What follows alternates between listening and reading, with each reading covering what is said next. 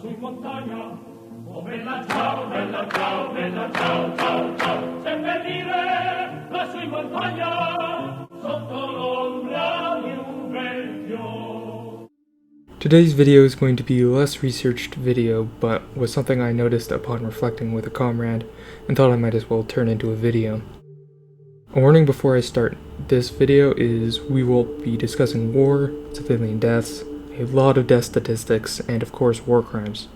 So if any of those might be an issue, or you aren't really feeling that you're in the mood to be listening to such a dark topic, I suggest you turn this off now.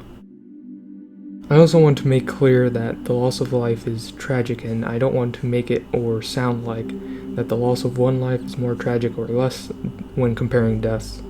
Nor do I want to make it sound like one tragedy is more significant than the other when discussing this. With that, let's get down to a mistake I noticed with some recent war propaganda, at least in the United States within the past 2 decades or so. When I was young, I was very interested in the American Civil War and 19th century warfare. And when I heard and started to learn about more recent wars, I found something particularly odd.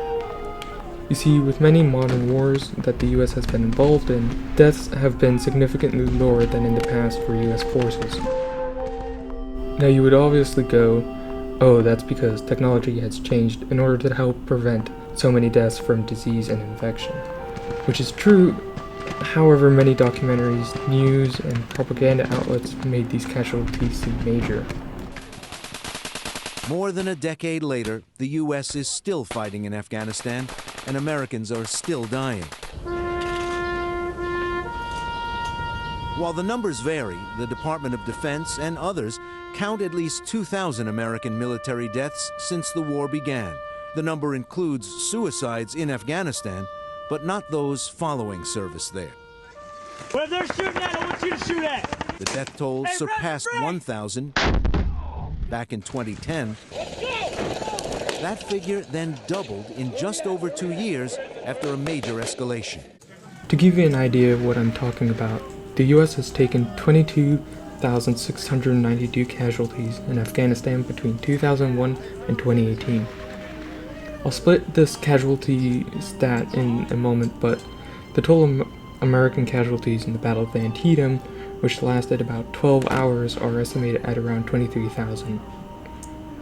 When researching this, I thought maybe this has to do with the high wound rate of the Civil War, but when you break it down to casualties further, the deaths don't make the losses in Afghanistan or many propaganda documentaries seem that significant. Union deaths were estimated at around 2,100, while Confederate deaths were around 1,550. Again, using stats between 2001 and 2018, US deaths might seem higher at first at 2,372, but only 1,856 were from hostile actions. The mountains of eastern Afghanistan, where we see bloody combat reminiscent of Vietnam, or in some cases even of Korea. Very difficult to evacuate troops from. This is just a case in point, and I could go on with many other examples, but that's not the point of this video. You see, when I was younger, I thought this must have meant that people were becoming more caring and compassionate, perhaps, but I found it strange to be used in propaganda, particularly propaganda encouraging war. It wasn't really until I became a leftist that I understood this. It was for a caucus belli, or war justification. They would make it sound like this is a large death toll, and therefore we must avenge this death toll by continuing fighting and continued intervention. You might have heard of this classic technique used by imperialists to invade or maintain war somewhere else. It's a bit similar to what Japan did in its expansion into China, soon Marco Polo Bridge incident, but the name of this video mentions how there's a mistake in this.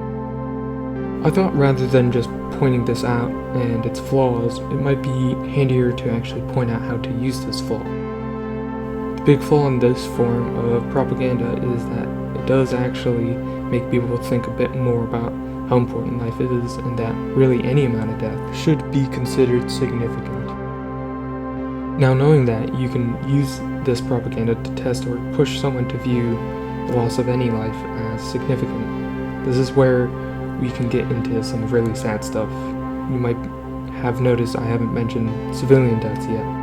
The reason for that is because having established that any loss of life is significant and tragic with a few exceptions, you can now really show how bad wars of imperialism have been. By 2018, 38,480 Afghans have been killed in the conflict. Those aren't casualties, there's no splitting it up between wounded, missing, or anything. That's dead and gone civilians. Not to mention another 23,372 deaths in Pakistan due to the same conflict. That's not even getting into Iraq casualties, but since I'm at it, I'll include it as well. Again, by 2018, 4,550 US troops died in Iraq. It's not clear whether how many of these were due to hostile actions because I couldn't find anything on that. While between 182,272 to 204,575 Iraqi civilians died. Those US losses over that period of time pale in comparison to the civilian casualties within the same time frame. A great many of these deaths were caused by US troops, bombing, drones, and torture. So originally, I was thinking of focusing this channel on some military history, obviously from a leftist perspective. However, recently I've been thinking of doing some videos on tactics and strategies, due to, if you look at the publishing date of this video and the events surrounding it, you can possibly guess why. Some videos might be a mix of both military history and tactics, but there will be also some pure strategy and tactics or historical analysis videos. Thank you for watching. Like if you like this video and hit the subscribe and the bell if you want to see more content from me.